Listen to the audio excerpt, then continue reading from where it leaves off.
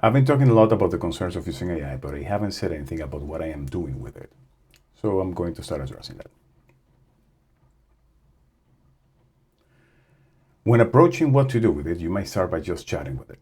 You can ask it things and it would give you answers, and that will be great, but that will not take you too far when it comes to automation. So what do you do, right? You start with what you do. In my case, I am a materials engineer. I have a master's in finance, but I've been writing code for a living for over 10 years. So the easiest was to have an LLM write code for me.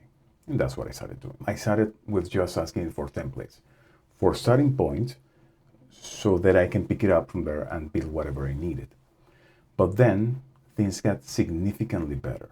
The tools were able to build you whole applications, are able to build you whole entire applications. For the time being, I'm going to address what I have done, and it is a part of a larger plan.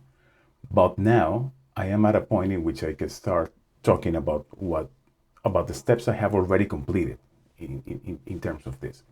And the first thing for someone who works like I do in web application development would be something related to websites. In my case, it was a lot about doing something that is kind of annoying and you don't want to do every single time, right?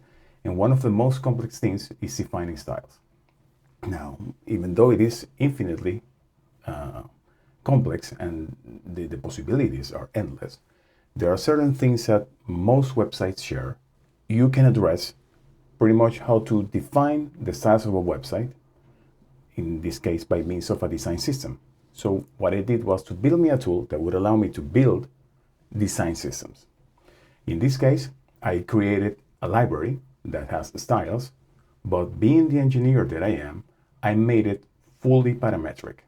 The language, that is a declarative language that is used for styling, allows parameterization for several years now. And I took advantage of that. I defined the styles in a way that a handful of parameters will consistently style components, fonts, colors, sizes, etc. And that led me to have a tool that I can already use for any website and give me something that I can work with from the start with a handful of definitions. But beyond that, I had the LLM document everything that the tool could do and how it did it.